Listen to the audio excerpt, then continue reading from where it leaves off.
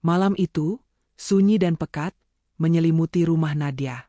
Ia baru saja menutup laptopnya, usai berbincang melalui layar dengan rekan-rekan kerjanya di seberang lautan. Badainya terasa lelah, terhanyut dari perjalanan jauh yang melelahkan dari Tokyo. Suasana hening di rumahnya terasa begitu berat, hanya dipecah oleh desisan lembut pendingin ruangan yang tak henti berbisik. Rama, suaminya, sedang tidak berada di rumah. Ia sedang menjalani tugas dinas ke Semarang, meninggalkan Nadia sendirian di dalam rumah yang luas dan sunyi itu. Dengan langkah gontai, Nadia melepaskan blazer kerjanya dan berjalan menuju dapur, haus akan segelas air untuk menenangkan pikiran. Saat ia melangkah di lorong yang gelap, sebuah suara mendadak dari luar membuatnya kaget, membuat jantungnya berdegup kencang. Nadia bukanlah tipe perempuan yang mudah takut, tapi kesendiriannya di larut malam membuat nalurinya berteriak keras. Ia teringat, sedikit kesal, pada Rama yang belum juga memperbaiki kamera pengawas yang sudah rusak cukup lama. Dengan hati-hati, Nadia mendekati pintu depan. Ia mengintip lewat lubang kecil di pintu, tapi yang terlihat hanya kegelapan yang sama sekali tidak bersahabat. Ragu, ia mencoba memastikan pintu telah terkunci dengan baik. Disitulah, matanya menangkap sesuatu. Sepotong kertas putih terselip kasar di celah bawah pintu, sedikit menyembul ke dalam. Tangannya gemetar saat ia mengambilnya. Di atas kertas itu, tertulis pesan dengan huruf-huruf besar yang kaku dan tebal, seolah ditekankan dengan penuh amarah. Bunyinya, keluar dari rumah ini sekarang juga. Waktumu tidak banyak. Jangan telepon suamimu. Nadia membeku, napasnya tertahan. Ini bukan lelucon. Nada perintah dalam tulisan itu terasa begitu mendesak dan dingin, menghapus semua logika yang tersisa di benaknya. Siapa yang menulis ini? Bagaimana mereka tahu kalau Rama sedang pergi? Waktu seakan berjalan dalam kebingungan yang membekukan. Dengan napas dalam, Nadia memberanikan diri memutar gagang pintu dan membukanya. Teras depan masih gelap dan sepi. Namun, dari rumah sebelah, rumah yang biasanya selalu tertutup dan jarang terlihat penghuninya, ia melihat sebuah gerakan. Itu adalah Abi, tetangganya. Lelaki yang dikenal pendiam dan sedikit menjauhi keramaian itu terlihat tergesa-gesa, hampir tersandung saat ia bergegas masuk. Nadi, Abi, panggil Nadia, suaranya lembut dan penuh keraguan. Lelaki itu berhenti mendadak. Ia menoleh, dan wajahnya pucat melihat Nadia berdiri di ambang pintu dengan kertas di tangannya. Ekspresi Abi, yang biasanya selalu menghindari tatapan, kini dipenuhi ketakutan murni yang dalam. Abi tidak membuang waktu. Ia berlari menyeberangi halaman yang memisahkan rumah mereka. Sebelum Nadia sempat berpikir, Abi sudah berada di sisinya. Cepat pergi. Kenapa kamu masih berdiri di situ? Desis Abi, suaranya tegang dan penuh kepanikan. Tanpa menunggu jawaban, Abi masuk ke rumah Nadia, menarik pintu, dan mengunci dari dalam. Sebelum Nadia bisa protes, pergelangan tangannya sudah dicengkeram erat. Abi menariknya dengan kuat dan cepat, menyeretnya menuju rumahnya sendiri. Tunggu, Abi, apa yang terjadi? Aku harus ambil tas. Protes Nadia, mencoba melepaskan diri. Dengan cepat, Abi menutup mulut Nadia dengan telapak tangannya. Matanya menyala dengan peringatan keras. Diam, hanya sebentar. Percaya padaku, bisiknya. Kata-katanya menusuk seperti tusukan es, membuat Nadia terdiam karena syok. Kekuatan dan wibawa yang tiba-tiba dari lelaki yang biasanya lembut ini, membuatnya tidak berkutik. Dalam sekejap, mereka sudah berada di dalam rumah Abi. Bau tanah basah dan kopi menyambut mereka. Abi segera mengunci pintu baja beratnya, memasang rantai pengaman, dan mendorong sebuah balok kayu besar untuk memperkuatnya. Seolah-olah ia sedang bersiap untuk menghadapi serangan besar. Nadia menarik tangannya dengan marah. Abi, apa-apaan ini? Ini tidak lucu sama sekali. Aku harus kembali, ada rapat penting besok. Tiba-tiba, Nadia kehilangan kata-kata. Wajah Abi sama sekali tidak menunjukkan bahwa ia sedang bercanda. Yang terpancar adalah campuran antara kelegaan yang menyiksa dan teror yang masih melekat kuat. Kamu bisa mati, Nadi, kamu bisa mati kalau tetap di rumah itu, kata Abi, suaranya rendah dan serak, memotong semua niatan protes Nadia. Kata-kata itu menghantam Nadia bagai pukulan palu godam. Kakinya terasa lemas, dan ia pun ambruk ke sofa dekatnya. Skenario terburuk yang ia bayangkan hanyalah perampokan, tapi Abi menyebut kata kematian. Abi tidak memberinya waktu untuk berpikir panjang. Ia meraih tangan Nadia sekali lagi dan menariknya dengan lembut namun pasti menuju tangga. Kita harus naik ke atas, jangan nyalakan lampu apapun, bisiknya, suaranya bergetar penuh kewaspadaan. Mereka memasuki sebuah kamar tidur di lantai 2. Kamar itu menghadap langsung ke rumah Nadia. Dalam kegelapan, hanya cahaya bulan yang remang-remang menyelinap lewat celah gorden tebal, menerangi debu-debu yang beterbangan. Abi menarik Nadia mendekati jendela, lalu dengan hati-hati menggeser gorden itu sedikit, menciptakan celah tipis untuk mengintip. Lihat, desis Abi di telinga Nadia, napasnya hangat dan pendek. Mereka menunggu, detik-detik berjalan terasa lambat sekali, seperti jam yang macet. Nadia bisa mendengar detak jantungnya sendiri berdebar kencang di telinganya, berirama cepat dan menakutkan. Tiba-tiba, sebuah suara. Cahaya lampu depan sebuah sepeda motor membelah keheningan jalanan yang sunyi. Sebuah motor sport berhenti tepat di depan pagar rumah Nadia. Dua sosok tinggi turun dari motor itu. Mereka mengenakan jaket gelap, dan yang paling menyeramkan, penutup kepala yang hanya menyisakan celah sempit untuk mata mereka. Nadia hampir saja berteriak, tapi ia menahan napasnya, tangannya refleks menutup mulut. Dengan tenang dan penuh keyakinan, kedua pria itu berjalan menuju pintu depan rumahnya. Salah satu dari mereka mengeluarkan sebuah alat dari tas punggung, itu seperti linggis kecil. Dengan gerakan terampil dan mengerikan, pria itu membongkar kunci pintu ganda yang baru saja dikunci Abi beberapa menit sebelumnya. Pintu itu terbuka, dan kedua pria itu masuk ke dalam rumah Nadia. Nadia menutup mulutnya erat-erat, air mata mulai menggenang di matanya yang terbuka lebar. Ini perampokan bersenjata, pikirnya kalut. Mereka berdua terus menunggu dalam kesunyian yang mencekam, hampir tidak bernapas. Terdengar beberapa suara samar dari dalam rumah Nadia, tapi tidak ada yang bisa dimengerti. Setelah kira-kira 5 menit, yang terasa seperti keabadian, kedua pria itu keluar kembali. Tapi, mereka tidak membawa apa-apa. Tidak ada tas berisi jarahan, tidak ada televisi, tidak ada perhiasan, tidak satupun barang berharga. Mereka hanya mengunci kembali pintu depan dengan kunci palsu, lalu naik ke motor dan melaju, menghilang di ujung jalan yang gelap. Nadia menoleh kepada Abi, wajahnya basah oleh air mata dan dipenuhi oleh kebingungan yang amat sangat. Mereka tidak membawa apa-apa. Abi, kenapa? Apa yang sebenarnya terjadi? Jelaskan padaku, pintanya, suaranya pecah. Abi menghela napas panjang, seolah beban berat di pundaknya sedikit terangkat.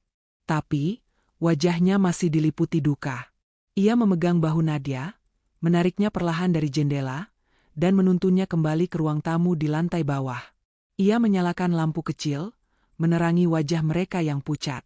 Duduklah, Nadi, aku akan menunjukkan semuanya. Kamu harus kuat, ya?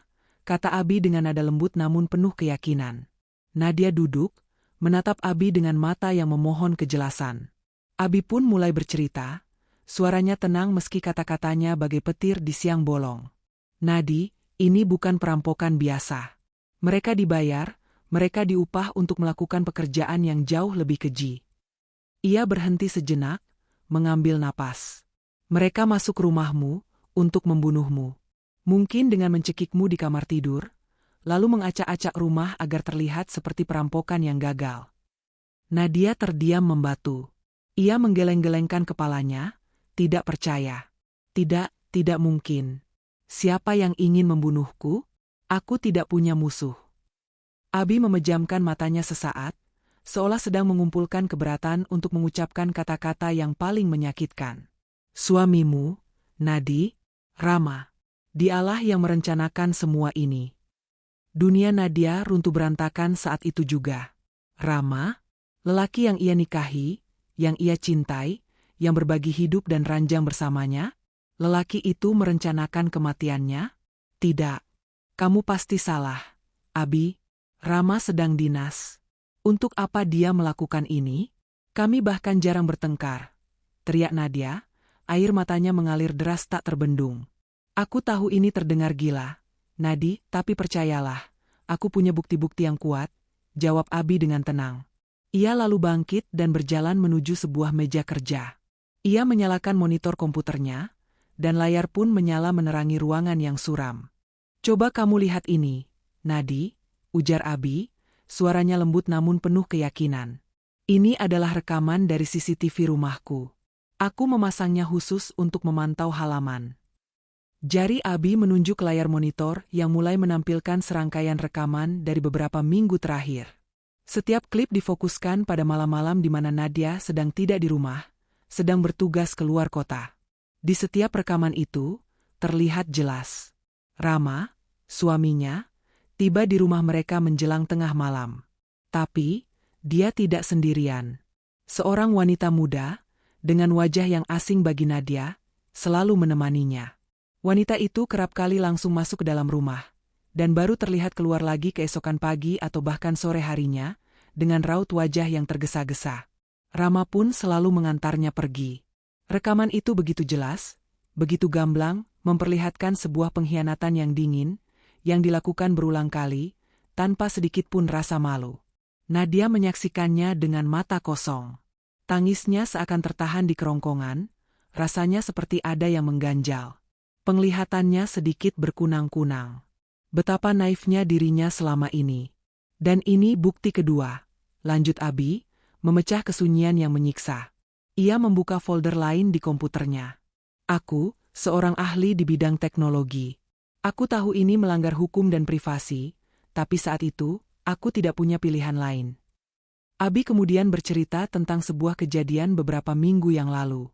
Saat itu, ia sedang asyik berkebun di halaman samping rumahnya, dekat sekali dengan tembok pembatas yang memisahkan rumahnya dengan rumah Nadia. Tanpa sengaja, ia mendengar suara Rama yang sedang berbicara di telepon dengan suara berbisik, namun terdengar sangat intens dan serius. Abi hanya menangkap potongan-potongan kalimat tapi kata-kata kunci seperti asuransi, cepat selesaikan, dan terlihat seperti kecelakaan, membuat bulu kuduknya berdiri. "Aku langsung panik, Nadi," kata Abi, matanya menerawang mengenang momen itu. "Aku tidak bisa membiarkan sesuatu terjadi padamu. Jadi dengan berat hati, aku menggunakan keahlianku." Ia berhenti sejenak, menarik napas. "Aku menyadap ponsel Rama. Aku tahu itu salah, tapi niatku hanya satu, menyelamatkanmu." Di layar monitor, sekarang terpampang puluhan tangkapan layar percakapan dari sebuah aplikasi perpesanan yang terenkripsi. Percakapan itu terjadi antara Rama dan seorang kontak yang dinamainya tukang bersih. Isi percakapan itu adalah sebuah rencana kejahatan yang detail dan membuat hati bergemuruh, sebuah cetak biru pembunuhan berencana.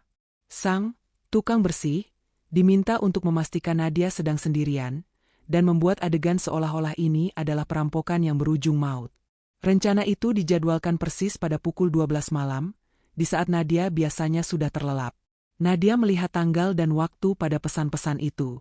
Ini dikirim siang tadi," bisiknya pelan, suaranya parau, saat dia seharusnya sedang di kantor cabang di Semarang. Rasa mual yang luar biasa tiba-tiba menyerangnya. Ini bukan sekadar perselingkuhan, ini adalah rencana pembunuhan yang dingin dan penuh perhitungan, demi uang asuransi jiwa, atau mungkin untuk membuka jalan bagi wanita yang ia lihat di rekaman tadi. Tangis Nadia yang selama ini tertahan akhirnya meledak. Ia terisak-isak keras, menutupi wajahnya yang basah dengan kedua tangannya. Rasa sakit karena dikhianati ini jauh lebih menyiksa, jauh lebih dalam, daripada rasa takut yang ia alami saat diancam atau ditarik paksa oleh Abi. Ia telah memberikan segalanya, cintanya, kesetiaannya, bahkan kesuksesannya, kepada pria yang ternyata merencanakan kematiannya dengan begitu mudahnya. Setelah beberapa saat, ia mengangkat wajahnya yang sudah sembab dan merah. Matanya, yang sebelumnya dipenuhi kesedihan, kini berubah dipenuhi oleh sebuah tekad yang dingin dan kuat. "Abi, terima kasih," ucapnya, suaranya lirih namun jelas. "Kamu telah menyelamatkan nyawaku." Pandangannya lalu beralih ke arah jendela, menatap rumahnya sendiri yang dari sini terlihat gelap dan angker. "Aku tidak bisa kembali ke sana, Abi. Rasanya terlalu berbahaya." Abi mengangguk, wajahnya menunjukkan pengertian yang mendalam. "Aku tahu," katanya. Ia lalu mematikan komputernya. "Aku akan mengantarmu ke sebuah tempat yang aman." Ketenangan di dalam rumah Abi terasa begitu berat, seolah udara sendiri ikut berduka. Nadia masih terduduk lemas di sofa, tubuhnya gemetar tak terkendali. Isakannya yang pecah tadi telah berubah menjadi tangisan sunyi yang menyayat hati. Air mata itu mengalir deras, membasahi wajahnya yang pucat, seolah mencoba membersihkan luka pengkhianatan yang terlalu dalam untuk diobati. Tidak mungkin, bisiknya berulang kali, suaranya parau dan hancur. Bagaimana mungkin? Abi? Kami sarapan bersama pagi itu sebelum dia berangkat. Dia bahkan membelikanku kalung untuk ulang tahun kami bulan lalu. Nadia memegang kalung emas mungil di lehernya, yang sekarang terasa seperti jerat besi yang panas. Setiap kenangan manis tiba-tiba berubah racun, meracuni pikirannya. Apakah setiap pelukannya mengandung kepalsuan? Apakah setiap "aku cinta kamu" darinya hanyalah sandiwara menuju jurang maut? Abi hanya duduk diam di sampingnya, memberinya ruang untuk bersedih. Tangannya sesekali menggapai, ingin menghibur, tapi kemudian menariknya kembali, tak ingin melanggar batas kesedihan Nadia yang begitu privat. "Aku mengerti, Nadi," bisiknya pelan, suaranya serak. "Aku tahu ini sangat tidak adil." "Apakah aku yang bersalah, Abi?" tanya Nadia tiba-tiba, matanya yang bengkak memandang Abi dengan pandangan kosong penuh rasa bersalah. "Apakah karena aku terlalu sibuk? Atau karena gajiku lebih besar? Apakah aku membuatnya tidak merasa seperti seorang lelaki?" Pertanyaan-pertanyaan itu meluncur deras, menggerogoti jiwa yang sudah terluka. Ia menyalahkan dirinya sendiri, mencoba mencari celah logika di tengah kekacauan yang tidak masuk akal ini. "Tidak, Nadia. Jangan pernah berpikir seperti itu," tegas Abi, kali ini suaranya lebih kuat dan penuh keyakinan. Dia memutar kursinya sehingga bisa menatap Nadia langsung. Tidak ada alasan yang bisa membenarkan ini. Tidak ada. Keserakahan dan niat jahat, itulah yang ada di pikirannya. Bukan kesalahanmu. Kamu adalah istri yang hebat, dan dia yang tidak bisa melihatnya. Perlahan-lahan, badai kesedihan di mata Nadia mulai berubah. Butiran air mata yang awalnya berasal dari rasa sakit, kini mulai diwarnai oleh percikan api kemarahan. Sebuah kemarahan yang dalam, membara, dan diam-diam. Kemarahan terhadap Rama, terhadap wanita di rekaman itu, terhadap dirinya sendiri yang begitu naif, dan terhadap dunia yang tiba-tiba menjadi begitu kejam. Dia mengangkat kepalanya, mengusap air matanya dengan punggung tangan. "Tunjukkannya lagi," pinta Nadia, suaranya tiba-tiba datar dan dingin. "Tunjukkan apa, Nadi?" tanya Abi, sedikit terkejut dengan perubahan nada suaranya. "Tunjukkan bukti-bukti itu. Semuanya. Aku ingin melihatnya lagi. Aku perlu mengingat setiap detailnya. Setiap pesan, setiap rekaman." Nadia bangkit dari sofa dan berjalan mendekati meja komputer. Tubuhnya yang tadi lunglai kini tampak kaku dan penuh tekad. Dengan hati-hati, Abi kembali memutar rekaman CCTV, memperlihatkan kembali setiap kedatangan Rama dengan wanita lain. Kali ini, Nadia tidak menangis. Dia memperhatikan setiap gerak-gerik mereka, bagaimana Rama tersenyum, bagaimana ia dengan mudahnya membawa wanita itu ke dalam rumah yang ia bangun dengan susah payah. Matanya menyipit, menelan setiap detil pengkhianatan itu seperti racun yang akan dia ubah menjadi kekuatan. Kemudian, dia membaca ulang setiap percakapan antara Rama dan si tukang bersih. Kali ini, kata-kata seperti diselesaikan dengan cepat, terlihat seperti kecelakaan, dan pastikan dia sendirian, tidak lagi membuatnya mual. Kata-kata itu justru mengukir sebuah tekad baja di hatinya. Dia merencanakan ini dengan sangat dingin. Gumam Nadia, jarinya menunjuk tanggal pada salah satu pesan. "Dia membicarakan kematianku sambil menanyakan apa yang ingin kumakan untuk makan malam." Sebuah tawa pahit terlepas dari bibirnya. Betapa munafiknya. Dia memutar punggungnya dari layar komputer, memandang keluar jendela menuju rumahnya yang gelap. Rumah yang tadinya adalah istana impiannya, kini bagai monster yang bersiap melahapnya. Tapi rasa takut itu tidak lagi mendominasi.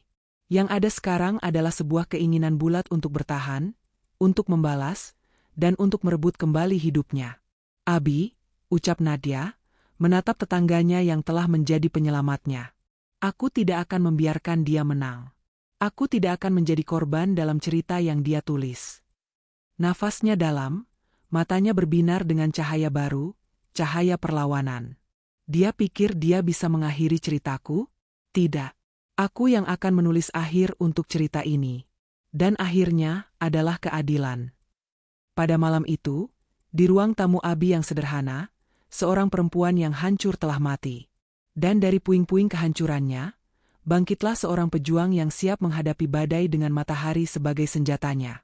Langkah pertamanya dimulai esok hari, dan dia tidak akan berhenti berjalan sampai dia mendapatkan kembali semua yang telah direnggut darinya, sampai keadilan ditegakkan, dan sampai dia bisa benar-benar merasa bebas lagi. Abi dengan sigap meminjamkan Nadia beberapa helai pakaian bersih, lalu membawanya pergi menjauh dari kawasan perumahan mereka yang kini terasa seperti ladang bahaya.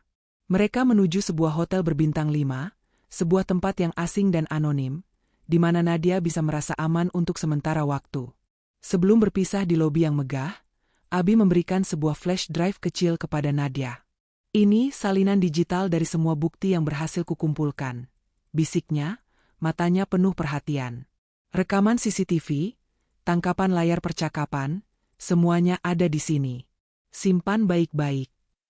Keesokan harinya, dengan tekad yang membaja, Nadia memulai misi barunya. Ia bukan lagi perempuan korban yang ketakutan. Ia adalah seorang pejuang yang bangkit untuk merebut kembali kendali atas hidupnya sendiri. Langkah pertamanya adalah mencari tempat tinggal baru. Ia menyewa sebuah apartemen yang nyaman dan aman di pusat kota, jauh dari kenangan pahit rumah lamanya yang serasa seperti kuburan. Langkah berikutnya adalah menghubungi seorang pengacara, bukan pengacara biasa, tapi yang terbaik yang ia kenal di Jakarta. Proses hukum yang dijalaninya ternyata panjang, berliku, dan sangat menyakitkan secara emosional. Rama, yang kembali dari dinasnya, bersikap seolah tidak terjadi apa-apa. Ia bahkan menyambut Nadia dengan senyuman manis, berpura-pura sebagai suami yang penuh rindu. Tapi sandiwara itu segera berakhir. Alih-alih kembali ke pelukannya, Nadia justru menyodorkan segepok dokumen surat gugatan cerai, dan yang lebih menghancurkan, bukti-bukti tak terbantahkan tentang rencana pembunuhan yang ia racun. Rama awalnya menyangkal dengan keras. Ia berteriak, marah, mencoba memutarbalikkan fakta. Ia menuduh Nadia mengalami stres karena tekanan pekerjaan, hingga berhalusinasi dan membuat cerita mengerikan. Ia juga berusaha menyerang kredibilitas Abi, menyebut tetangga itu sebagai orang aneh yang obsesif dan merekayasa semua bukti. Namun, bukti-bukti yang dikumpulkan Abi dengan susah payah ternyata terlalu kuat untuk dipatahkan. Percakapan terenkripsi, rekaman suara dari telepon, dan cuplikan visual dari CCTV, semuanya saling menguatkan, membentuk sebuah puzzle pengkhianatan yang sempurna. Media pun dengan cepat mencium berita panas ini. Kisahnya menjadi viral. Direktur pemasaran sukses diselamatkan tetangga dari rencana pembunuhan sang suami. Headline itu ada di mana-mana. Nadia harus melalui begitu banyak hal melelahkan, interogasi panjang dari polisi, sesi-sesi pengadilan yang menegangkan, dan yang paling berat, harus melihat wajah Rama di balik jeruji besi. Wajah yang dulu ia cintai, yang awalnya masih menunjukkan sikap arogan dan membangkang, perlahan-lahan berubah menjadi pucat pasi, lesu, dan dipenuhi keputusasaan. Setelah perjuangan panjang selama 8 bulan yang terasa seperti 8 tahun, akhirnya keadilan berpihak pada Nadia. Pengadilan menjatuhkan hukuman yang berat kepada Rama atas dakwaan percobaan pembunuhan berencana dan juga perzinahan. Nadia resmi menjadi seorang janda yang diceraikan. Ia berhasil memenangkan kembali kendali penuh atas semua aset dan kehidupannya. Tapi, ada sesuatu yang hilang selamanya, kepercayaannya pada cinta, dan perasaan aman yang dulu ia rasakan di dalam rumahnya sendiri. 3 minggu setelah putusan pengadilan berkekuatan hukum tetap, Nadia memutuskan untuk menemui Abi. Selama proses persidangan yang melelahkan itu, ia sengaja menjaga jarak, hanya berkomunikasi melalui pengacara ketika membutuhkan kesaksiannya. Ia merasa berhutang nyawa pada Abi, tapi sekaligus merasa dirinya terlalu rapuh dan berantakan untuk bisa berinteraksi dengan normal. Mereka bertemu di sebuah kafe kecil yang nyaman, jauh dari lingkungan tempat tinggal lama mereka yang penuh kenangan buruk. Abi, ucap Nadia, memecah keheningan di antara mereka. Aku ingin mengucapkan terima kasih sekali lagi. Kamu adalah pahlawan dalam hidupku. Ia lalu meletakkan tangannya dengan lembut di atas tangan Abi, yang seketika menjadi kaku dan canggung, wajahnya sedikit memerah. Tidak usah disebut-sebut, Nadi. Aku hanya melakukan apa yang seharusnya dilakukan setiap orang.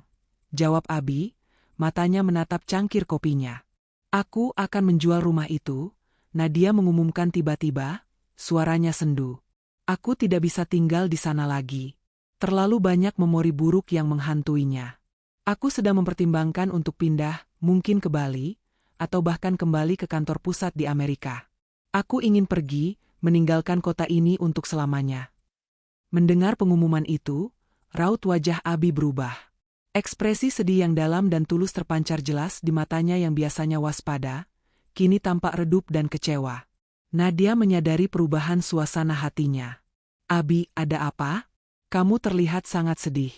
Jujur saja, aku ingin bertanya sesuatu yang sudah lama mengganjal di hatiku. Nadia menarik napas dalam. Mengapa kamu melakukan semua ini untukku?